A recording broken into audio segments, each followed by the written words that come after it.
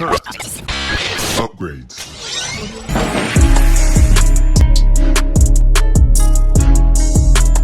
Welcome back, ladies and gentlemen, to another JVS movie review brought to you from the Toronto Film Festival.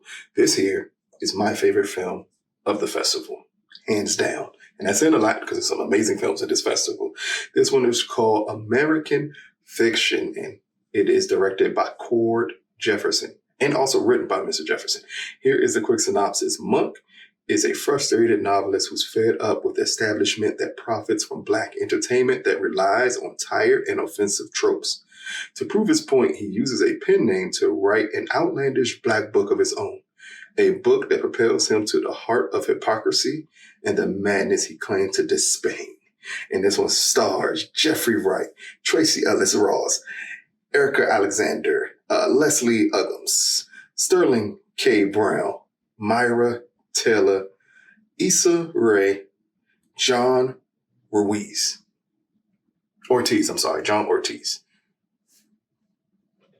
That's a lot of names.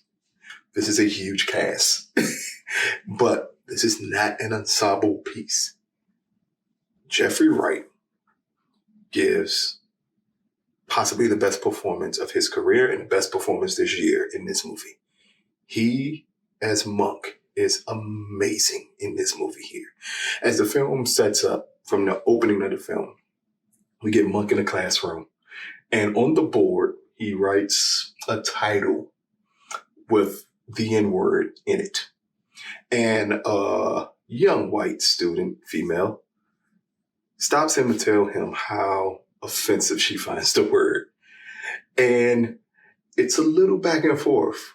And then he ends up going off and saying, if I can get over the word, you should be able to get over the word. And it sets the tone of the character of Monk in this film. And that's what makes this film, again, extremely special. Once we get that set up and once we see that after this big blow up that he had, that Monk is put on kind of sabbatical by his job, or they tell him to take a break. Because after that incident and with the way he always is, that maybe he needs a break, maybe he needs to go visit his family. And then that's when this film takes on a different monster altogether. As while Monk is going to visit his family, he's also attempting to sell his latest book. And here we meet his sister, played by Tracy Ellis Ross, who's really, really good, really, really entertaining in this film. Then we get a little personal tragedy. I'm not going to tell you what it is, but we get a little personal tragedy that happens to Monk's family. When that happens, we also get to meet his other sibling, played by Sterling K. Brown, who plays a plastic surgeon who got caught by his wife sleeping with a man because he was actually always gay. It always feels like a lot. And even as they go back to their home, his summer home, his family's summer home, is where we get to introduce to Erica Alexander, who plays his neighbor, who Monk falls in love with. Like, it all sounds like a lot. But what makes the story work is through all of these personal things that Mr. Monk is going through. One of the key things is Issa Rae plays an author who writes a book that has some of the most offensive language humanly possible in it, but it's catnip for white people. That's the best way to put it.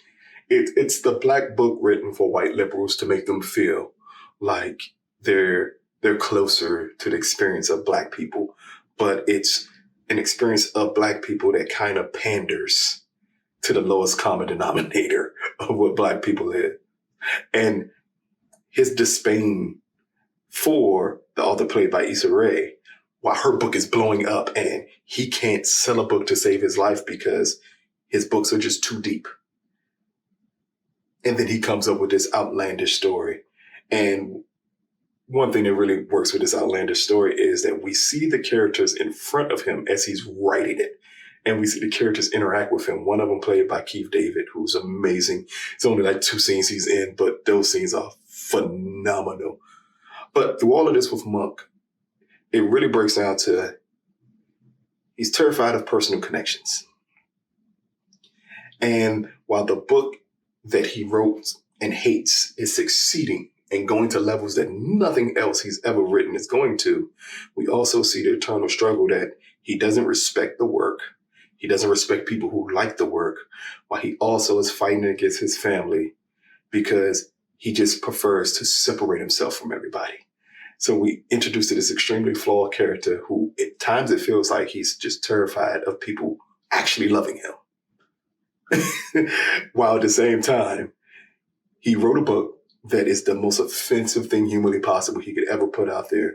And we get to see how, unfortunately, how white people love books like this for Black people, and how they use words like emotional, raw, so real, like terms that should be offensive, extremely offensive to us. But it's because they don't understand the inner workings of what it is to be Black. So they think the more gritty, the more crushing a book is, that's their inner window to it all. Unfortunately, it is comparisons that you can draw to this. It's certain films that have won accolades and awards because they actually also pander in a way to that audience that we see Monk absolutely hate here. It's just some really interesting conversations here in this film. Core Jefferson did an amazing job of writing this screenplay. While it could have went a little further, I think he could have pushed the envelope a little further, but what we do get is so well perfected here. It is some gut-wrenching conversations in this film between Sterling K. Brown and Jeffrey Wright. It's a mini love story put in between here. It's social dynamics that I wish they would have touched on a little bit more that could have made this movie an all-time great type of film instead of the great movie that we got. So it's kind of nitpicking that in a way. But this movie is set up perfectly. It is shot amazingly well. It's some beautiful scenery shots in this film that really set the tone of the emotions of the characters. And Sterling K. Brown gives one of the best performances of his career on film in this movie, of playing this guy who is just so conflicted on what society expected him to be versus who he is, and him now having to deal with his newfound freedom and what's that's like for someone later on in life to be free, and how overindulgence can happen when they get that level of freedom. It's so many things and so many conversations that can be sparked from this movie. But the key element of it is that Jeffrey Wright as Monk is amazing. This is the best performance Jeffrey Wright has ever given on film. And that's hard to say because I can name at least 10 films that I think he's amazing in.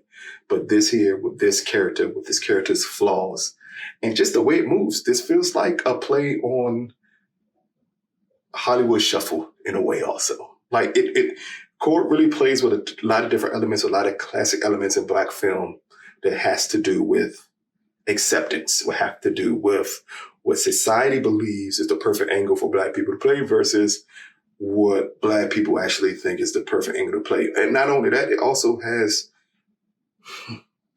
a quality to dealing with,